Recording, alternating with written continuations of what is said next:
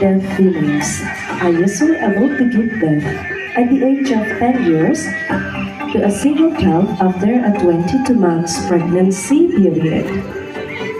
The Sumatran elephants are herbivores. They need around 200 kilograms of food daily, including grass, bamboo, nuts, and fruits. They drink about 150 liters of water per day. They also have a very strong sense of smell. But over the last few decades, humans cleared over 6 million hectares of forest for farming land, and the elephant's life disturbed by human activities.